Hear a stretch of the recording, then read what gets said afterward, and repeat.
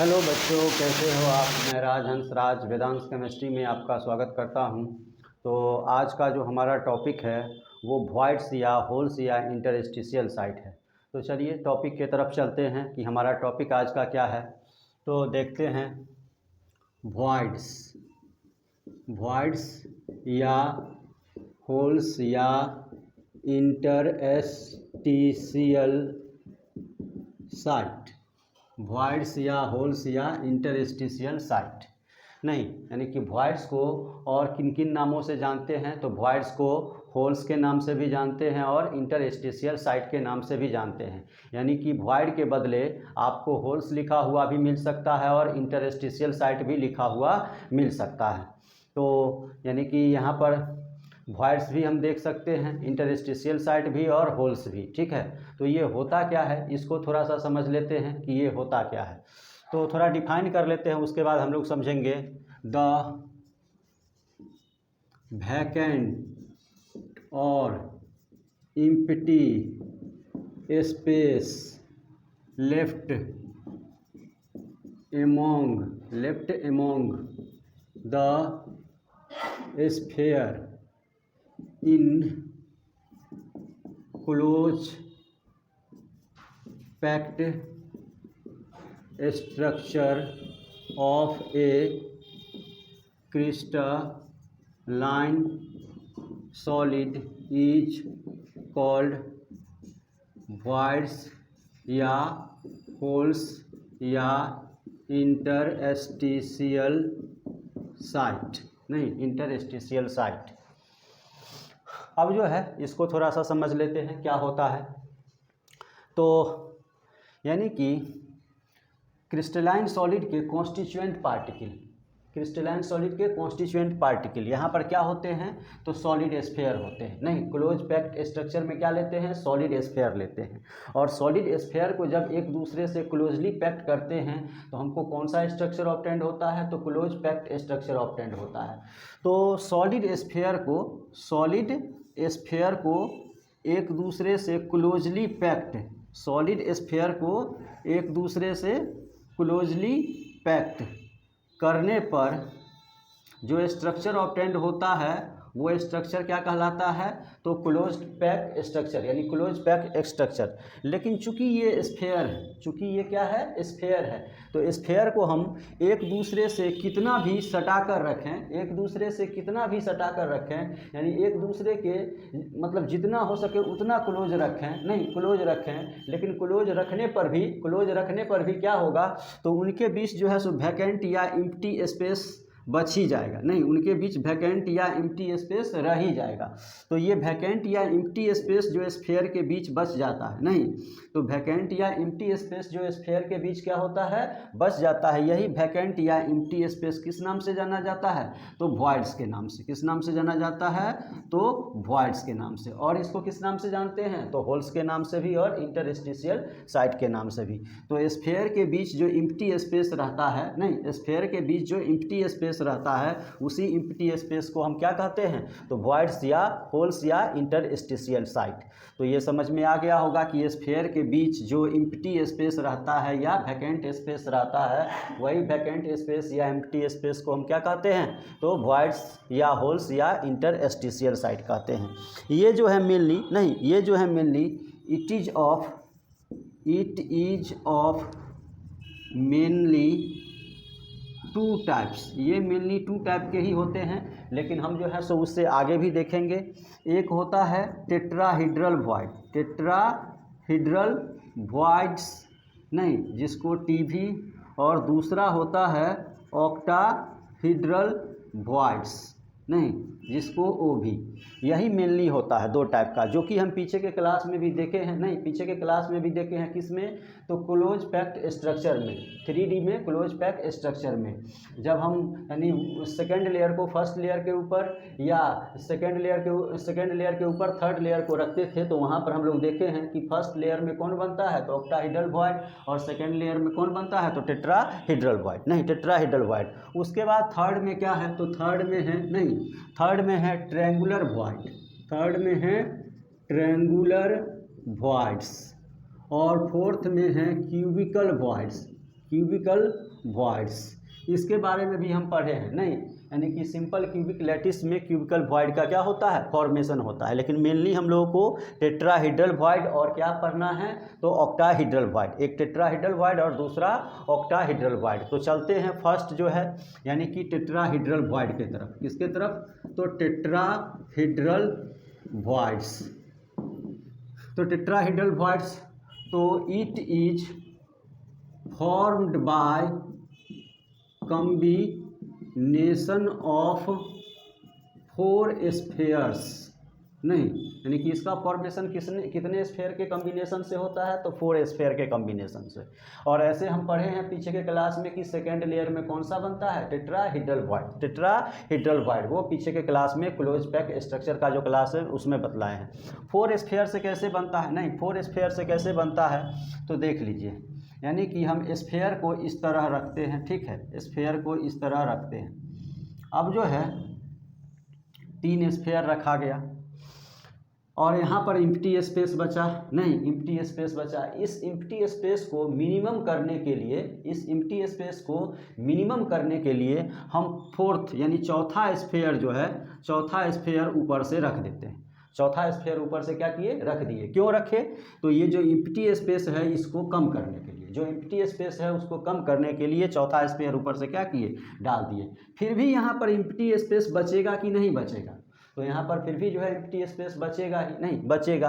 तो यही empty space क्या कहलाता है, तो टेट्राहीड्रल वॉइड्स। यही क्या कहलाता है, टेट्राहीड्रल वॉइड्स। और इसका जो फिगर होता है, इसका जो शेप होता है, नहीं इसका जो शेप होता है वो ट्रायंगुलर शेप होता है, नहीं इसका जो शेप होता है वो कैसा होता है, ट्रायंगुलर।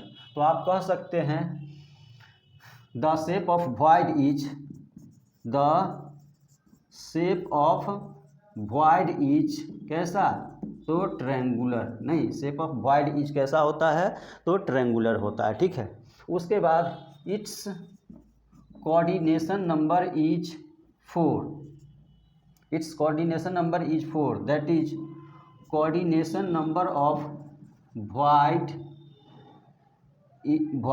इज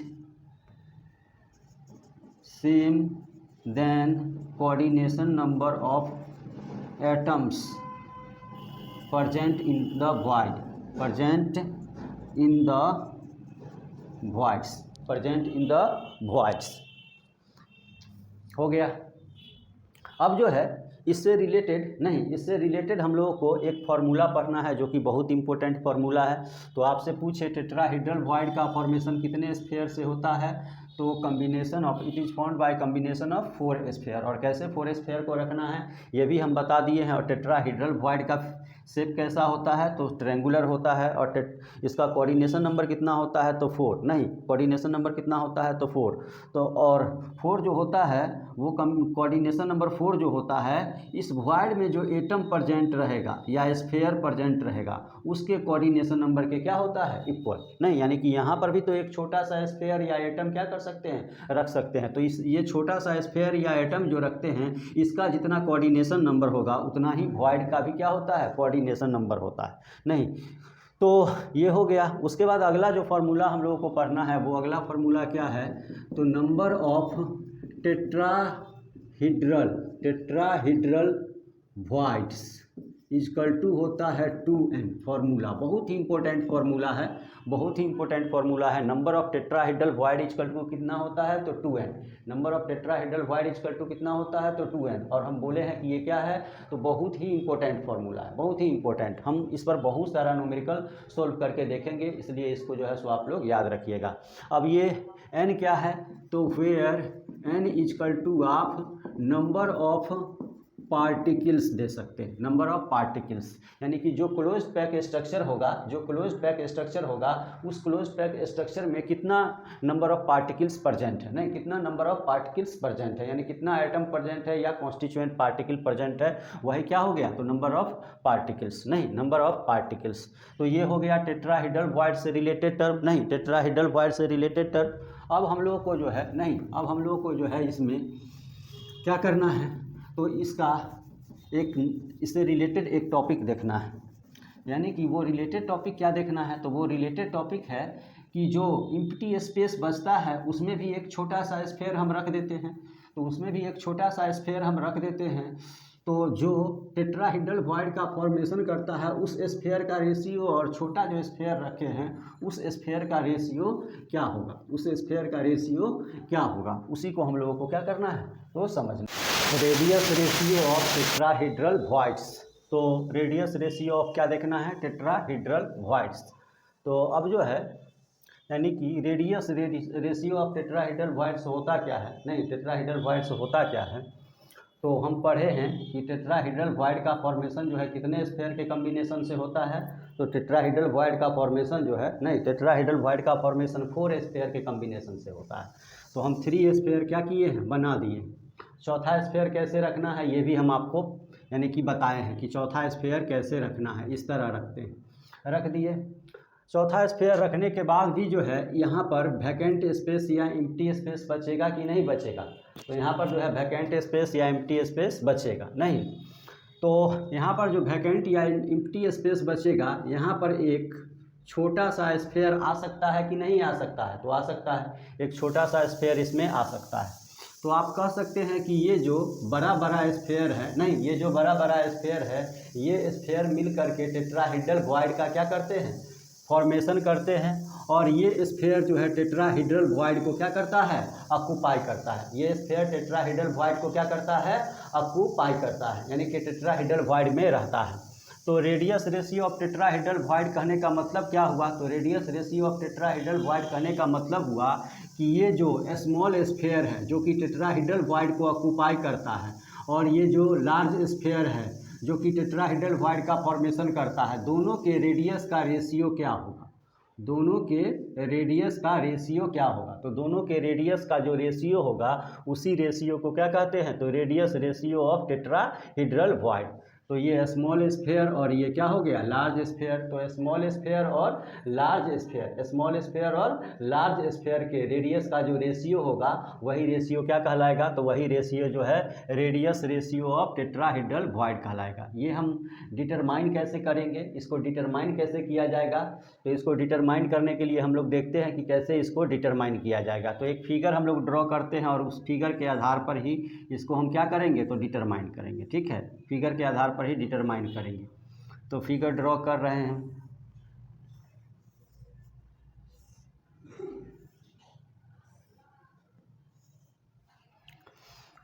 तो यहाँ पर जो है टेट्राहेड्रल वॉइड है, नहीं टेट्राहेड्रल वॉइड है, तो यहाँ पर एक स्फीयर होगा, नहीं तो यहाँ से जो है सो आप एक लाइन ड्रॉ कीजिए, नहीं अब जो है यहाँ से यहाँ तक का पॉइंट R1 और इसको भी क्या मान लीजिए R1, नहीं R1 मान लीजिए, और यहाँ पर एक बड़का स्फीयर होगा, बड़ा सा लार्ज स्फीयर होगा, उसका रेडियस R2 और इसका भी रेडियस क्या होगा R2। उसके बाद एक ट्रायंगल इधर से भी आप क्या कीजिए बना लीजिए, नहीं तो A B C और इसको D कर लीजिए, नहीं D कर लीजिए, हो गया। इस तरह का पहले क्या करना है, तो फिगर ड्रॉ करना है, इस तरह का फिगर ड्रॉ करना है। उसके बाद हम क्या करेंगे, तो उसके बाद डिटरमाइन करेंगे radius ratio of tetrahedral void. उसके बाद जो यूनिट सेल ड्रॉ किए हैं उसका एज लेंथ आप A मान लीजिए, नहीं एज लेंथ क्या मान लीजिए, तो A। तो अब चलते हैं कि इसको डिटरमाइन कैसे करेंगे, तो let radius of sphere, radius of sphere occupy tetrahedral voids equal to R1, और radius of sphere forms tetrahedral voids equal to R2। यानी कि ये जो छोटा वाला स्फीयर है, नहीं छोटा वाला स्फीयर है जो कि टेट्राहेड्रल वॉइड को ऑक्यूपाई करता है, उसका रेडियस क्या मान लिए हैं, तो R1, नहीं उसका रेडियस क्या मान लिए हैं R1, और ये जो बड़ा स्फीयर है, ये जो बड़ा स्फीयर है उस जो कि टेट्राहेड्रल वॉइड का फॉर्मेशन करता है उसका रेडियस क्या मान लिए हैं R2। उसके बाद edge length of unit cell equal to A। तो इन ट्रायंगल, तो अब चलते हैं इन ट्रायंगल ABC में डायगोनल कौन होगा, नहीं तो ये वाला होगा AC। तो आप लिख सकते हैं A C square equal to A B square और प्लस बी सी स्क्वायर। नहीं, तो यहाँ पर A C square equal to A B, तो इसका लेंथ कितना होगा, तो ए, इसका भी लेंथ कितना होगा, तो ए, क्योंकि यूनिट सेल के ईच एज का साइड हम क्या माने हैं, तो ए। नहीं, और ये यूनिट सेल क्यूबिक फॉर्म में है तो सभी का एज क्या होगा, तो ए, सभी का एज क्या होगा, तो ए होगा। तो a square plus a square, तो A C square equal to 2a square, तो A C equal to root under 2a square, तो ए सी इजकल टू क्या हो जाएगा, रूट 2a, क्या हो जाएगा, रूट 2a। अब आगे क्या लिख सकते हैं, नहीं, since tetrahedral voids is formed by combination of 4 sphere, नहीं 4 स्फीयर या एटम्स जिसको कहते हैं, या constituent particle, and spheres are present on the tetrahedron, hence each side is equal to 2r2, नहीं 2r2, तो आप लिख सकते हैं 2r2 is equal to root 2a, नहीं क्या लिख सकते हैं, 2r2 is equal to root 2a, ठीक है। तो r2 इजकल टू क्या हो जाएगा, तो रूट 2a/2, तो r2 इजकल टू या करके तो रूट 2a/ इसको रूट 2 इंटू रूट 2 लिख सकते हैं, क्योंकि 2 को रूट 2 इंटू रूट 2 हम लिख सकते हैं, तो एक रूट से कट गया, तो r2 इजकल टू क्या आ गया, तो a/√2, इसको इक्वेशन फर्स्ट। अगेन कहाँ चलते हैं, तो अगेन ट्रायंगल, नहीं ए सी डी, किसमें, A C D in triangle A C D, तो ये बेस हो जाएगा, ये हाइट हो जाएगा और ये डायगोनल हो जाएगा। नहीं, तो यहाँ पर आप क्या लिखिएगा, तो यहाँ पर लिखाएगा A D square equal to A C square plus C D square, तो A D square equal to क्या लिख सकते हैं, तो ए सी का वैल्यू आप निकाले, नहीं ए सी का वैल्यू कितना निकाले हैं, रूट 2a, ए सी का वैल्यू रूट 2a, तो रूट 2a का whole square plus C D, तो सी डी एज लेंथ है तो इसका लेंथ क्या होगा, तो a, तो A D square equal to यानी कि 2a square plus a square, नहीं a स्क्वायर, तो ए डी इजकल टू आप लिख सकते हैं 3a square, root 3a square, नहीं स्क्वायर इधर था उसको इधर ले गए तो रूट में चला गया। अब जो है या करके आगे A D equal to root 3a, और ए डी जो होगा किस तरह का फिगर होगा, तो ए डी का फिगर हम समझते हैं, नहीं तो एक बड़ा स्फीयर ले लीजिए, फिर एक बीच में छोटा स्फीयर ले लीजिए, फिर एक बड़ा स्फीयर ले लीजिए, और यहाँ से दोनों के सेंटर पॉइंट से नहीं एक लाइन ड्रॉ कीजिए, लाइन ड्रॉ कर दीजिएगा, तो ये बड़ा स्फीयर है तो इसका रेडियस r2, इसका भी रेडियस r2, और यहाँ पर इसका रेडियस r1 और इसका रेडियस r1, यही लाइन हम क्या किए हैं, ड्रॉ किए हैं। तो AD के बदले किसके बदले, तो AD के बदले, क्योंकि कॉर्नर पे बड़ा वाला स्फीयर होगा, कॉर्नर पे क्या होगा, बड़ा वाला स्फीयर होगा, तो यहाँ पर जो है AD के बदले आप क्या लिख सकते हैं, तो AD के बदले आप लिख सकते हैं r2 plus r1 plus r1 plus r2 equal to root 3a, नहीं रूट 3a, तो ये हो जाएगा 2r2 plus 2r1 is equal to root 3a,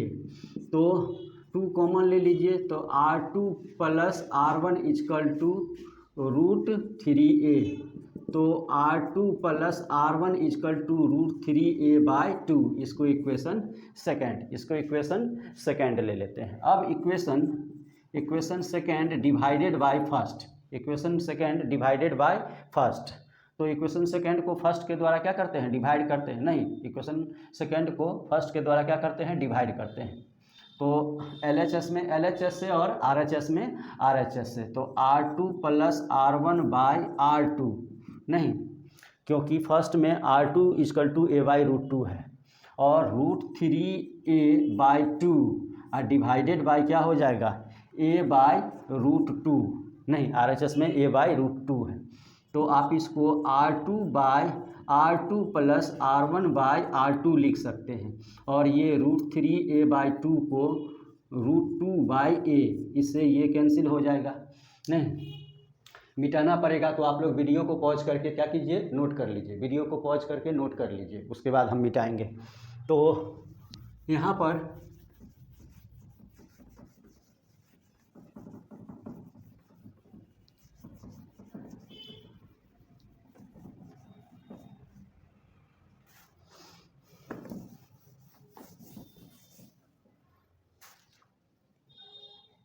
ये कैंसिल हो जाएगा, कैंसिल हो जाएगा तो क्या बचेगा, तो बचेगा 1 + R1/R2, 1 + R1/R2, और इधर क्या होगा, तो √3 × √2/2 है, तो आप 2 को क्या लिख सकते हैं, तो 2 को √2 × √2, √2 से √2 कैंसिल। अब जो है R1/R2 = तो √3/√2, नहीं, और यहाँ पर +1 था, इधर लाइएगा तो -1, तो R1/R2 √2 है ये, नहीं तो √2 LCM में आएगा, तो √3 - √2, तो R1/R2 क्या हो जाएगा, तो √3 का वैल्यू 1.732 माइनस यानी कि 1.414/1.414, तो R1/R2 = 0.318/1.414, नहीं 414, 12 में से 4 गया तो 8 बचा, 12 2 में से 1 गया तो 1, उसके बाद बचा 7, नहीं तो 7 में से 4 गया तो 3, और 1 में से 1 तो ठीक है। अब जो है यानी कि R1/R2 = 0.225 हो गया। तो R1 कहते किसको हैं, तो R1 जो है वॉइड के स्फीयर को कहते हैं, और R2 किसको कहते हैं, तो बड़ा वाला जो स्फीयर है उसको कहते हैं, = 0.225।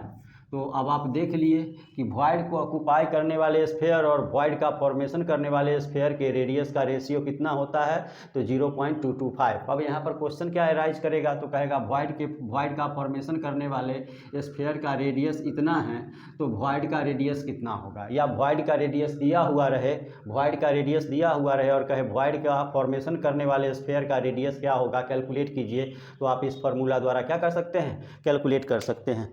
तो जिसको नोट करना है वीडियो को पॉज करके नोट कर लें, और मेरी पढ़ाई अगर आप लोगों को अच्छी लग रही हो तो वीडियो को लाइक सब्सक्राइब करना नहीं भूलिए, और अपने दोस्तों को भी बताइए वीडियो को लाइक करें, सब्सक्राइब करें और वॉच भी करें वीडियो को। और कहीं भी वीडियो में आपको कमी नज़र आती है तो उसको कमेंट करके हमको बताइए, उस कमी को दूर किया जाएगा। तो यहाँ हो गया। उसके बाद जो है ये तो हम लोग देख लिए। देखने के बाद क्या है, तो अब क्या करना है, तो नोट करके देखना है। नोट करके एक नोट हम लोगों को पढ़ना है, इन आयनिक crystal.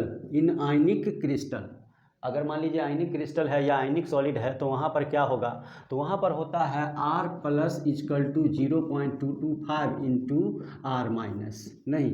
R-, where R+ = radius of क्या हो जाएगा, केटायन, और R- = रेडियस ऑफ क्या हो जाएगा, एनायन, रेडियस ऑफ एनायन। तो आयनिक सॉलिड भी देता है या आयनिक क्रिस्टल भी देता है, तो वहाँ पर अगर केटायन का रेडियस निकालना होगा तो एनायन के रेडियस में इतना से मल्टीप्लाई कर देंगे, नहीं, और अगर एनायन का रेडियस निकालना हो तो केटायन के रेडियस में इतना से क्या करेंगे, तो डिवाइड कर देंगे, नहीं डिवाइड कर देंगे। इसी से रिलेटेड एक और टॉपिक है, लोकेटिंग टेट्राहीड्रल वॉइड्स, नहीं तो लोकेटिंग टेट्राहीड्रल वॉइड्स का मतलब क्या होता है, तो लोकेटिंग टेट्राहीड्रल वॉइड्स का मतलब होता है कि यूनिट सेल में टेट्राहीड्रल वॉइड कहाँ प्रेजेंट रहता है, नहीं, तो यानी कि ये जो टेट्राहीड्रल या ऑक्टाहीड्रल वॉइड है, ये आप देखे थे FCC, तो FCC लैटिस में ही क्या रहता था, प्रेजेंट रहता था, नहीं प्रेजेंट रहता था। तो इसको दो तरीके से हम कैलकुलेट कर सकते हैं। दो तरीके से कैसे, नहीं तो लिख सकते हैं, these this void is present in FCC या HCP या CCP lattice. It is present on the body diagonal of unit cell. नहीं, each of the body diagonal one tetrahedral void is present. प्रत्येक बॉडी डायगोनल पर एक tetrahedral void क्या रहता है, present रहता है। तो दो तरीके से हम बोले हैं। नहीं तो मेन याद रखने वाला है यूनिट सेल में यानी कि टेट्राहेड्रल वॉइड प्रेजेंट कहाँ रहता है, तो यूनिट सेल में टेट्राहेड्रल वॉइड बॉडी डायगोनल पर, और बॉडी डायगोनल पर कितना, तो 1, बॉडी डायगोनल पर 1 टेट्राहेड्रल वॉइड प्रेजेंट रहता है। लोकेटिंग टेट्राहेड्रल वॉइड में हमको 2 ही पॉइंट याद रखना है, तो वो 2 पॉइंट क्या है, तो यानी कि यूनिट सेल में टेट्राहेड्रल वॉइड कहाँ प्रेजेंट रहता है, तो बॉडी डायगोनल पर, और एक बॉडी डायगोनल पर कितना टेट्राहेड्रल वॉइड प्रेजेंट रहता है, तो 2 नहीं 1 नहीं 2 टेट्राहेड्रल वॉइड प्रेजेंट रहता है। कितना, तो 2 टेट्राहेड्रल वॉइड प्रेजेंट रहता है। ठीक है, एक बॉडी डायगोनल पर 2 टेट्राहेड्रल वॉइड प्रेजेंट रहता है। तो 2 पॉइंट इंपॉर्टेंट है कि यूनिट सेल में यानी कि टेट्राहेड्रल वॉइड कहाँ प्रेजेंट रहता है, तो बॉडी डायगोनल पर, और प्रत्येक बॉडी डायगोनल पर कितना टेट्राहेड्रल वॉइड प्रेजेंट रहता है, तो 2 टेट्राहेड्रल वॉइड प्रेजेंट रहता है। ठीक है, तो 2 तरीके से निकाल सकते हैं। कैसे, तो number of atoms in FCC या CCP लैटिस, तो निकालिएगा। तो FCC में कहाँ कहाँ प्रेजेंट रहता है, तो कॉर्नर्स पे, और कहाँ प्रेजेंट रहता है, तो ईच फेस पर, कॉर्नर और ईच फेस पर। कॉर्नर पे कितना, तो 1/8, और कितने कॉर्नर पे, तो 8 कॉर्नर पे, और ईच फेस, तो फेस पर कितना, तो 1/2, और ईच फेस तो 6, यानी कि 1 और 3 यानी कितना हुआ, तो 4 हो गया। तो नंबर ऑफ टेट्राहेड्रल वॉइड के लिए, नंबर ऑफ टेट्राहेड्रल वॉइड्स के लिए आप फार्मूला पढ़े हैं 2n, तो n यानी कि नंबर ऑफ एटम्स या नंबर ऑफ पार्टिकल्स हो गया, तो यानी कि 2 और n का वैल्यू कितना, तो 4, तो कितना हो जाएगा 8। तो एक तरीका ये हुआ टेट्राहेड्रल वॉइड लोकेट करने का, या डिटरमाइन करने का। ठीक है, और दूसरा तरीका टेट्राहेड्रल वॉइड लोकेट या डिटरमाइन करने का क्या होगा, नहीं दूसरा वे क्या होगा, तो उसको भी हम लोग देखेंगे। ठीक है, तो उसको देखते हैं हम लोग कि क्या होगा। तो नंबर ऑफ टेट्राहेड्रल वॉइड, नहीं, और सेकेंड मेथड है नंबर ऑफ टेट्राहेड्रल वॉइड्स। तो नंबर ऑफ टेट्राहेड्रल वॉइड, तो each on 2 on each body diagonal, 2 on each body diagonal, यानी कि 2 जो है प्रत्येक बॉडी डायगोनल पर होता है। तो बॉडी डायगोनल होता क्या है, नहीं बॉडी डायगोनल होता क्या है, तो फिर एक हम फिगर बनाते हैं यूनिट सेल का। ठीक है, और इसमें बॉडी डायगोनल को हम लोग समझेंगे कि बॉडी डायगोनल होता क्या है। ठीक है, बॉडी डायगोनल होता क्या है, तो बॉडी डायगोनल क्या होता है, तो ये कॉर्नर है, और ठीक इसके सामने वाला ये कॉर्नर हुआ नीचे से, तो ये कॉर्नर लेंगे तो इसके ठीक नीचे वाला कौन होगा, तो ये होगा, और ये कॉर्नर लेंगे तो इसके ठीक ये हो जाएगा, और ये कॉर्नर लेंगे तो इसके ठीक ये हो जाएगा। कहने का मतलब हुआ कि आप रूम में हैं, आप अपने रूम में देखिए, जिस रूम में आप बैठे हुए हैं उस रूम में आप देखिए, छत की तरफ देखिएगा तो आपको 4 कॉर्नर दिखाई देगा, नहीं 4 कॉर्नर दिखाई देगा। तो आपको करना क्या है कि अगर यहाँ पर कॉर्नर है तो इस कॉर्नर से एक लाइन ड्रॉ करके उस कॉर्नर पे मिला देना है,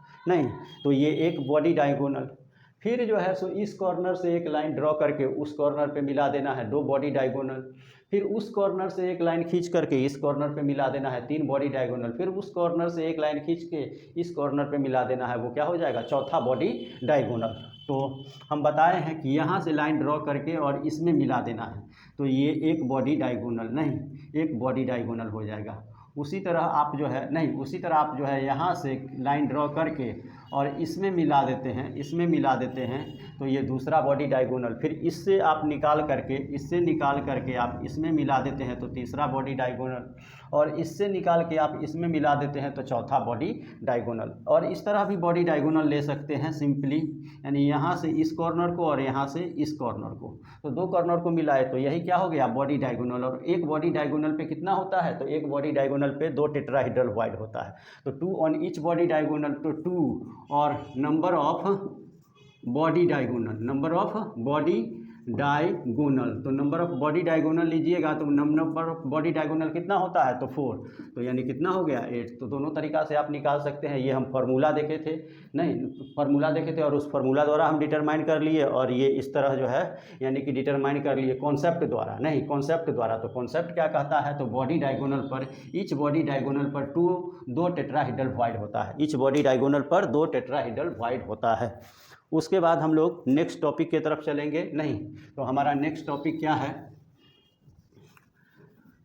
तो हमारा नेक्स्ट टॉपिक जो है, नहीं नेक्स्ट टॉपिक जो है वो है ऑक्टाहेड्रल वॉइड। वो क्या है,